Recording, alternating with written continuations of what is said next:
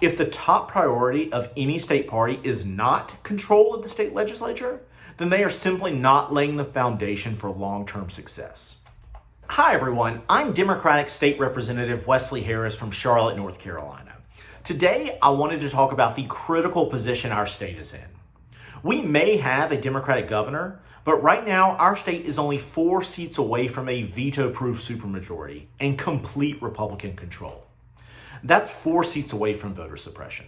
4 seats away from a government that is more concerned with lining the pockets of the wealthy and special interest than investing in our people. And 4 seats away from a North Carolina that does not reflect the vast majority of our values. We are in a truly pivotal moment for our state as we head into the 2022 election. We can win and elect representation that we truly deserve. And I can tell you how. But first, we need to understand just how we got here.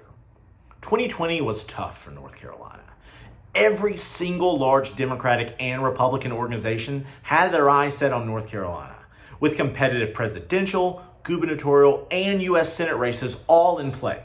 Additionally, both chambers of our state legislature were up for grabs, and we were all very optimistic we would be able to really turn North Carolina blue.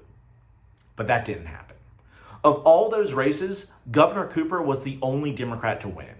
Donald Trump and Tom Tillis took North Carolina for the presidency and the Senate, and the Republicans retained control of both our state house and Senate, actually picking up seats in the House. So why? Well, the big issues were number 1, Trump. In the highest turnout election of our lifetime, North Carolina had 75% turnout.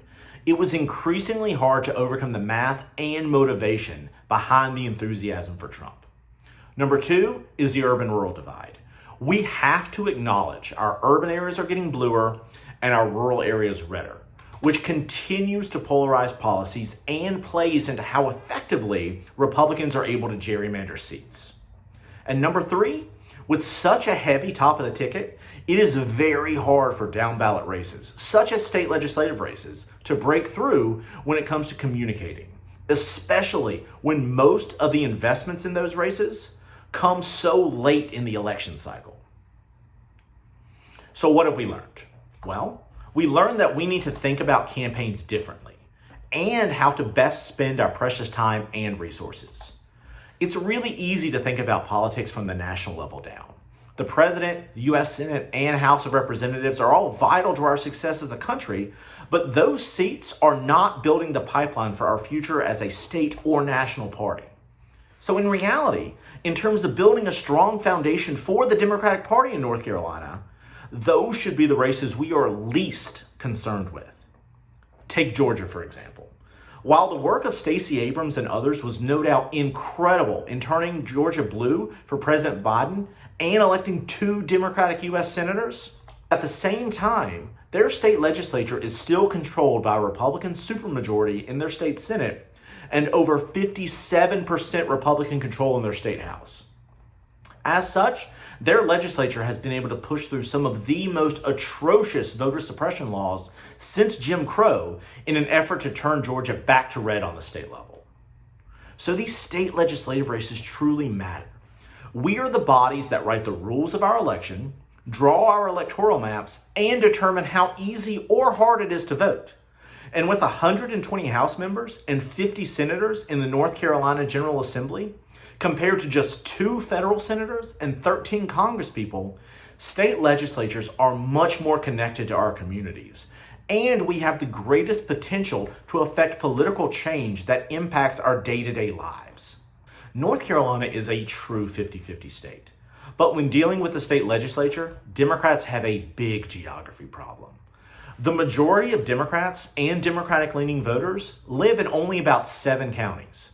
So in statewide races like governor, president, or U.S. senator, a winning strategy is to focus on turnout in large urban areas. And that can be enough to win a majority of votes. But state legislative races are much more complicated due to both gerrymandering and how clustered Democrats are in cities. Most areas that statewide candidates spend their time in are already controlled by Democratic state legislatures.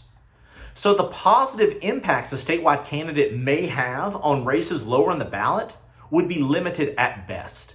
In other words, a well-run statewide race won't translate into additional pickups for the state legislature. So the logic that, well, if I donate to a Senate race, their support is going to trickle down to the legislative races just doesn't hold. Trickle down doesn't work for the economy, and it certainly doesn't work in politics either.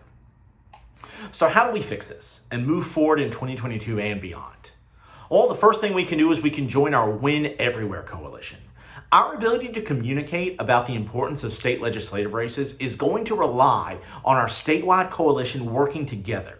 And we must continue communicating that legislative races matter and work to build grassroots volunteer networks from campaigns across the state. Second, and most importantly, invest early. 2020 saw a ton of money flow through North Carolina. But the problem was, most of that money came too late in the cycle for our candidates to effectively break through, especially with such attention on the top of the ticket. Early investments yield higher rates of return. We saw this in 2020. When we invested heavily at the state legislative level, those races actually overperformed expectations and increased turnout for the top of the ticket. Ultimately, if you care about ending gerrymandering, if you care about ending voter suppression, if you care about quality public education, then the highest priority races are state legislative races. We aren't going to get as much attention as the Senate, gubernatorial, or congressional races. But in terms of making our state the best possible place to live, these races are the most important. So I'm asking you to help out today and donate. Our first major campaign finance deadline is June 30th, and we need your support today so we can put up a serious fight with Republicans in 2022. Please donate what you can to help us lay a solid foundation for Democratic success next year. And if a friend or family member is interested in helping out or donating in the 2022 elections, do not point them to a congressional race. Do not point them to the U.S. Senate race. Point them to their local state legislative candidate, because that is where the real and lasting change for North Carolina is going to take place. The future of North Carolina depends on us, and we cannot thank you enough for your support.